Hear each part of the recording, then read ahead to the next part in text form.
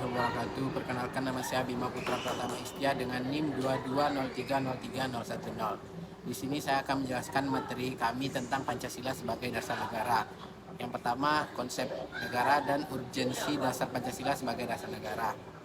Negara adalah entitas politik yang memiliki kedaulatan atas suatu wilayah dan penduduknya. Pancasila bukan hanya sebagai dasar konstitusi, tetapi juga menjadi paduan moral dan etika bagi warga negara Indonesia dalam kehidupan sehari-hari. Hal ini menunjukkan urgensi pentingnya Pancasila sebagai landasan negara untuk mencapai persatuan, keadilan, dan kesejahteraan dalam masyarakat Indonesia. Selanjutnya, kajian Pancasila sebagai dasar negara melibatkan pemahaman mendalam terhadap prinsip-prinsip dan nilai-nilai yang terkandung di dalamnya, serta dampaknya terhadap berbagai aspek kehidupan di Indonesia. Kajian Pancasila sebagai negara merupakan aspek penting dalam memahami bagaimana ideologi ini membentuk identitas dan arah kebijakan Indonesia. Hal ini juga relevan untuk merenungkan bagaimana Pancasila dapat tetap relevan di tengah perubahan sosial, politik, dan ekonomi yang terus berlangsung. Yang terakhir, Pancasila sebagai dasar negara memiliki berbagai sudut pandang. Yang pertama, yuridis. Secara yuridis itu adalah Pancasila diakui sebagai dasar negara dalam Konstitusi Indonesia yang tertuang dalam pembukaan Undang-Undang Dasar 1945. Selanjutnya, historis. Secara historis itu merupakan Pancasila merujuk pada proses perumusan dan sejarah perjuangan kemerdekaan Indonesia. Lalu ada sosiologis. Dari perspektif sosiologis, Pancasila mencerminkan pluralitas budaya dan agama di Indonesia. Ini dianggap sebagai pandangan filosofis yang mencerminkan kesatuan dalam keberagaman. Yang terakhir ada politis. Dalam konteks politis, Pancasila digunakan sebagai dasar ideologi negara yang membimbing kebijakan dan tindakan pemerintah. Ini menciptakan kerangka kerja untuk pembangunan negara, politik, dan hubungan internasional. Pancasila adalah elemen kunci dalam identitas dan pemerintahan Indonesia yang mencakup semua aspek ini dan menjadi pijakan utama bagi konstitusi dan pembangunan negara. Sekian dari saya ucapkan terima kasih. Assalamualaikum warahmatullahi wabarakatuh. Saya Fania Putri dengan NIM 22030111 dari kelompok 2 Prodi Keuangan Perbankan akan menjelaskan materi kelompok kami berikutnya tentang dinamika Pancasila sebagai dasar negara. Pancasila sebagai dasar negara memiliki sejarah dan proses perumusan yang panjang dan dinamis. Pancasila sebagai dasar negara juga mengalami perkembangan dan perubahan dalam implementasi dan pengalamannya di berbagai bidang kehidupan.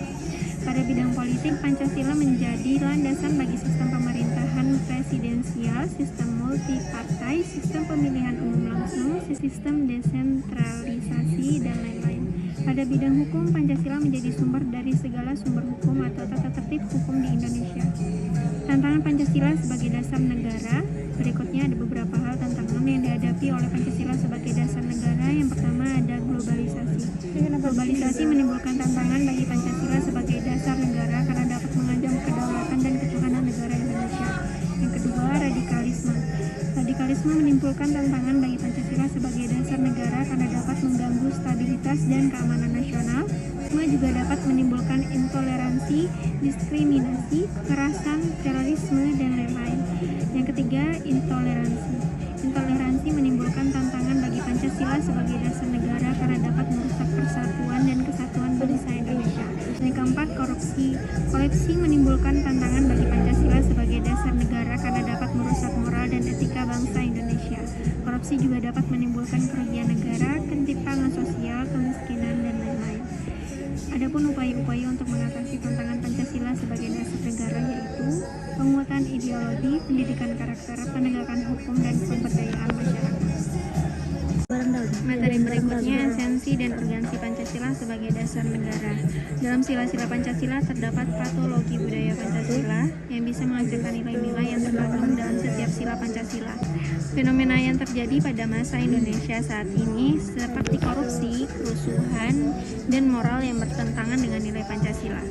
Beberapa contoh penerapan esensi Pancasila sebagai dasar negara. 1. Sila pertama, ketuhanan yang Maha Esa, artinya sesuai dengan agama dan keyakinan yang sedang berjalan dengan asas manusia yang adil dan beradab. 2. Sila Pancasila, yaitu kemanusiaan yang adil dan beradab. Artinya setiap warga negara telah mengakui persamaan derajat, kewajiban antara sesama manusia sebagai asas kebersamaan bangsa Indonesia dan hak. Sila ketiga, persatuan Indonesia, artinya setiap warga negara mengutamakan persatuan, kepentingan kesatuan, dan juga keselamatan bangsa dan negara di atas kepentingan pribadi golongan yang selalu harus diwajibkan. Sila keempat, kerakyatan yang dipimpin oleh hikmat kebijaksanaan dalam permusyawaratan atau perwakilan, artinya bermusyawarah untuk menyelesaikan persoalan yang terjadi dengan kebijaksanaan. Sila kelima, keadilan sosial bagi seluruh rakyat Indonesia, menggambarkan dalam bertindak supaya bersikap adil kepada setiap warga negara tanpa membedakan status sosial, suku, ras, dan bahasa, sehingga tujuan dari bangsa Indonesia akan tercapai dengan keikutsertaan semua rakyat Indonesia. Perkenalkan, nama saya Anissa Tiana Wulandari dengan NIM 210303002.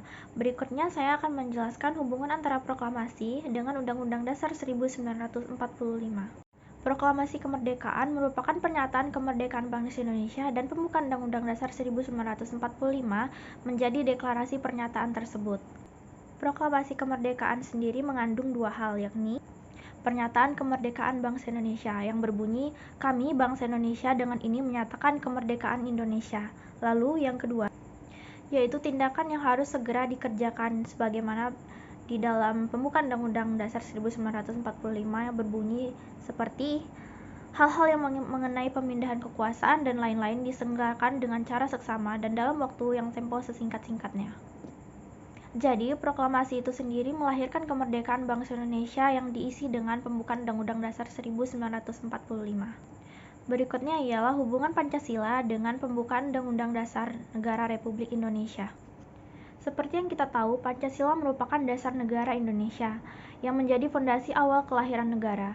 Sementara itu, Undang-Undang Dasar 1945 ialah menjadi panduan jalannya negara. Artinya, pembuatan Undang-Undang Dasar 1945 harus terus mengacu kepada Pancasila dan tidak boleh melenceng dari sila-sila kelima Pancasila tersebut. Secara material, ada 4 hal yang menghubungkan Pancasila dengan pembukaan Undang-Undang Dasar 1945.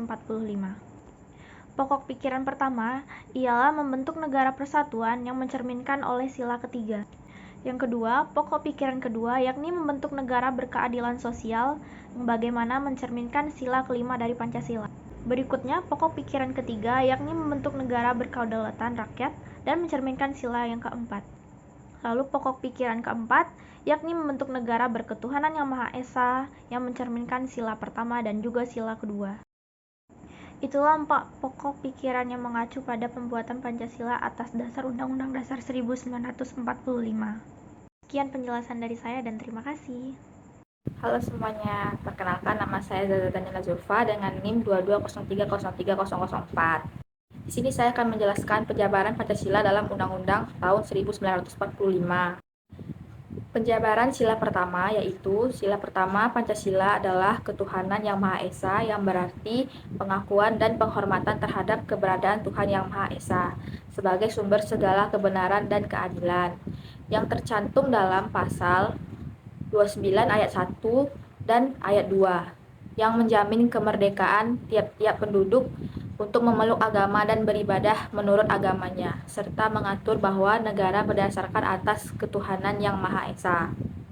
Penjabaran sila kedua Pancasila adalah kemanusiaan yang adil dan beradab, yang berarti sikap hormat menghormati dan menjunjung martabat manusia sebagai makhluk ciptaan Tuhan yang Maha Esa, yang tercantum dalam pasal 27 ayat 1-3 yang mengatur tentang persamaan kedudukan warga negara dalam hukum dan pemerintahan, serta hak dan kewajiban untuk bekerja dan berusaha sesuai dengan kemampuan dan bakatnya.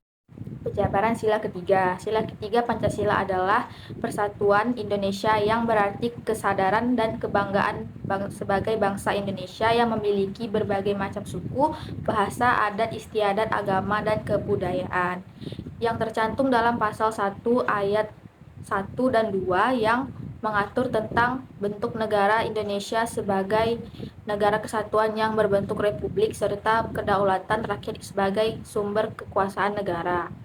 Penjabaran sila keempat. Sila keempat Pancasila adalah kerakyatan yang dipimpin oleh hikmat kebijaksanaan dalam permusyawaratan dan perwakilan, yang berarti pemerintahan negara Indonesia dilaksanakan oleh rakyat melalui perwakilan-perwakilan yang dipilih secara demokratis, yang tercantum dalam pasal 6A ayat 1-4 yang mengatur tentang syarat-syarat calon presiden dan wakil presiden Republik Indonesia serta mekanisme pemilihan presiden dan wakil presiden secara langsung oleh rakyat.